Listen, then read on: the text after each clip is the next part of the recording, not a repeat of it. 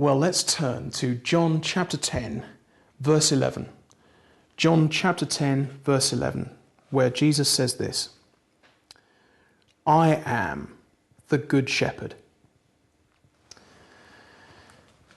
There is a film called The Elephant Man, and it tells the story of a man, John Merrick, who is deeply disfigured. And for much of his life, he's terribly, terribly mistreated. It's set in Victorian England, and people are very intolerant of the way he looks. Until finally he's taken in one day by a kind doctor who looks after him. And one of the most moving scenes in a film that is full of moving scenes is the moment where John Merrick stands up and recites the 23rd Psalm. He says this: "The Lord is my shepherd, I shall not want. He makes me lie down in green pastures. He leads me beside still waters. He restores my soul." And it is utterly heartbreaking because we recognize something of that longing in ourselves. The longing for a shepherd who will never reject, mistreat, or despise us. One who will fulfill us and protect us and always do what's right for us. One who will never leave us. We all long for a shepherd like that, I think. That's why when a pastor goes to visit people who've been recently bereaved and he asks them what passage they'd like read, 90% of the time it is that passage, the 23rd Psalm. And when someone starts to read it, "The Lord is my shepherd," someone in the room will start to cry.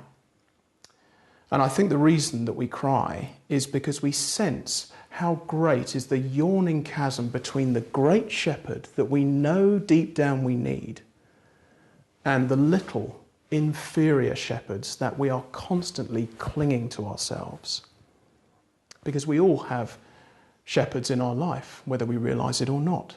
We all have something or someone we trust above all else, an authority or an institution we rely on, a voice we recognize and listen to above all else.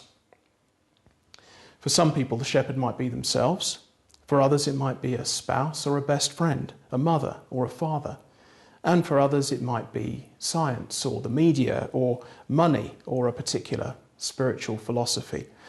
And the problem is that none of these little shepherds, if I can call them that, whether it's friends or food or family or financial solvency or physical relationships or spiritual philosophies, none of these little shepherds have the power to really deliver when it matters.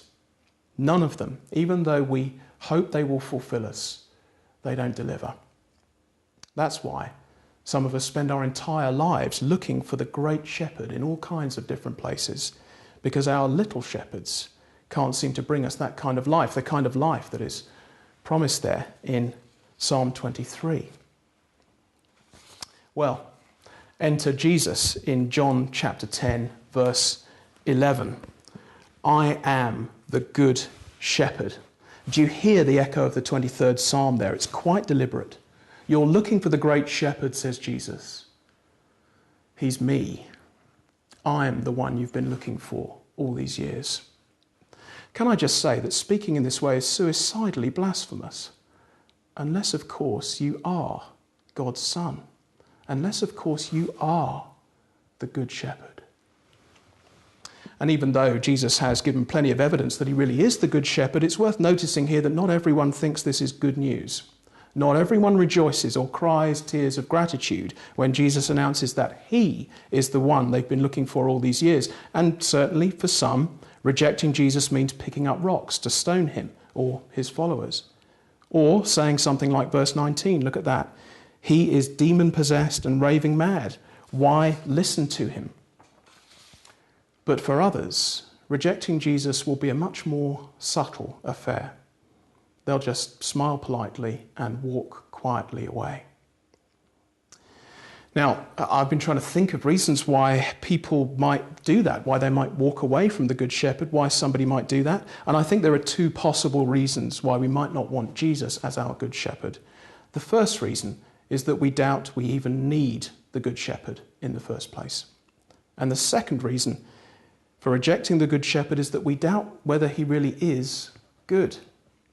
So, first of those questions, do we even need the Good Shepherd? I had the chance to visit New Zealand not so long ago, and while I was there I discovered that the ratio of sheep to human beings was 10 to 1 in favour of the sheep. Now, when you're confronted with a statistic like that, you have to ask yourself, why did God make sheep so plentiful? And the answer seems to be, well, if God had not made them so plentiful, frankly, there wouldn't be many left. They are not the brightest creatures on the planet. A good friend who spent a year shepherding sheep in Israel tells me that sheep are always wandering off and getting lost. They get caught in fences, they fall into ditches, they've got a herd mentality, so they've got no way of making any decisions unless they look at the sheep next to them, who unfortunately is just as confused as they are. And if they get attacked, then frankly there's nothing much they can do apart from run away, and they do that very, very slowly. So they are very, very vulnerable creatures. And yet when Jesus is called upon to say which of all God's creatures you and I are most like, he mentions sheep. We are all like sheep, says Jesus. And he puts it like that because he needs us to understand that whether we realize it or not, we desperately need a shepherd. We need someone who knows us, loves us, protects us, and provides for us. And more than that, we need someone to save our very lives. Why? Because, just take a look at John chapter 10, verse 12. There are wolves. Let's pick it up from verse 12. The hired hand is not the shepherd who owns the sheep. So when he sees the wolf coming, he abandons the sheep and runs away.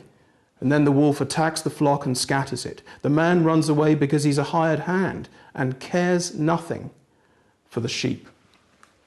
You see, it's only when things get really bad that we see how good our chosen shepherd really is. If he's a hired hand and he sees a wolf approaching, well, he's not about to risk his life for them. He doesn't own them. He has everything to lose by defending them, so he just runs away. And our little shepherds are very much like those hired hands. They are fine when everything's going okay, but they're not so good when life gets tough.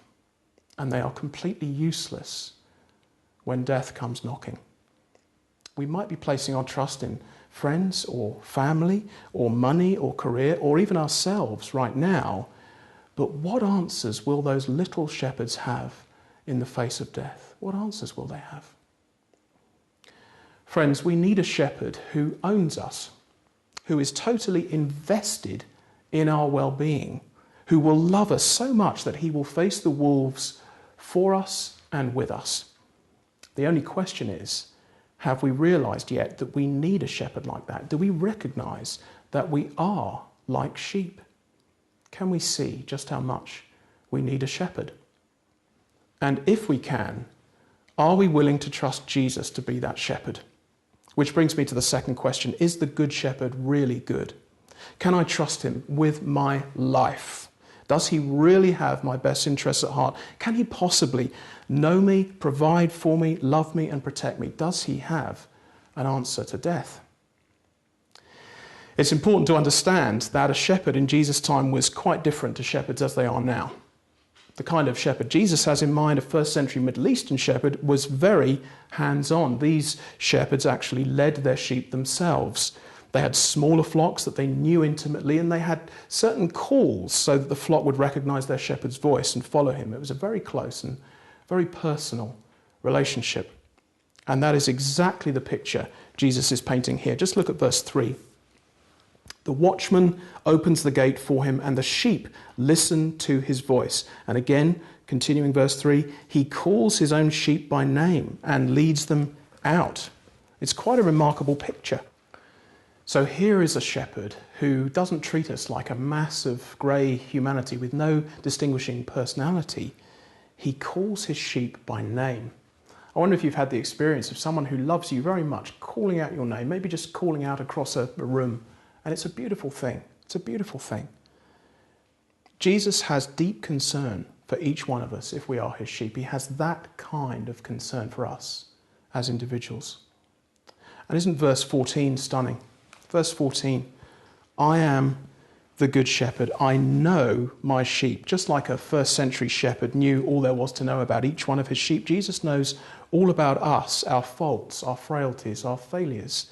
He knows all of that inside out. And yet he's still our shepherd. It's amazing. It's absolutely stunning. He knows us, but also we know him if we truly belong to him. Just look at verse 14. Read on there. I am the good shepherd. I know my sheep, and my sheep know me. It's a staggering picture of the loving, trusting relationship between God and his children. And my question is, do you know God like that? Do you know God like that? Do you know and love his voice so that when he speaks, you joyfully obey? Or does God seem cold and distant to you? Do you dread hearing his voice? And then if you do hear it, or you think you hear it, do you find yourself having to make yourself obey? Dutifully? Begrudgingly? Frustratedly? If so, then listen to the second half of verse 10. This is what Jesus says. I have come that they may have life and have it to the full. You see, Jesus came not to frustrate us, but to fulfill us.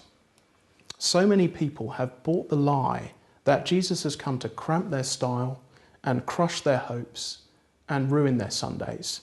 They think he's come to steal their fun and kill their joy and destroy their lives. No, says Jesus. It's exactly the other way around. Those little shepherds who say they have your best interests at heart, they are the ones, verse 10, who steal and kill and destroy. You expect so much from them, but you know from your own experience that they never truly provide for you deep down.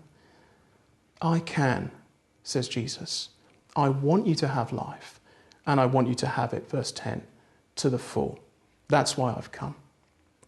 And how can we know for sure that Jesus really does have our very best interests at heart? How can we trust him completely? Well, Jesus tells us 3 times in this short passage. He really doesn't want us to miss this. Verse 11, the good shepherd lays down his life for the sheep. Verse 15, I lay down my life for the sheep. Verse 17, I lay down my life. That's how you know you can trust me. You see, the difference between the great shepherd Jesus and the little shepherds is that Jesus lays down his life. He actually dies so that his sheep can have life to the full. Those very same sheep who are constantly wandering away from him and rejecting him and replacing him with a million other inferior little shepherds, those hired hands they'd rather have. He dies on the cross so that we can be forgiven for deliberately choosing those little shepherds instead of the loving shepherd. He dies and is resurrected so that we can have life to the full. Towards the end of the film, The Elephant Man, John Merrick says these words, my life is full because I am loved. And there is no greater proof that we are loved than the good shepherd himself laying down his life on our behalf. That's the proof. And it goes even further than that. Look on to verse 27. My sheep listen to my voice. I know them and they follow me. I give them eternal life and they shall never perish. No one can snatch them out of my hand. So if Jesus is our shepherd, the life we have to the full is not just life here. It is that, but it's so much more than that. It is eternal life. We will enjoy to the very depths of our being an intimate, loving relationship with our good shepherd forever in the new creation. It's a promise proved by his resurrection and sealed by his blood. It's that serious and it's that real. So I have only one question for you as I close. Does your shepherd, the shepherd that you have chosen for yourself, does he care for you? Does he love you? Does he protect you and provide for you? Does he lay down his life for you? Can he bring you life to the full, even eternal life. Jesus says, I am the one you've been looking for all these years. I am the Good Shepherd.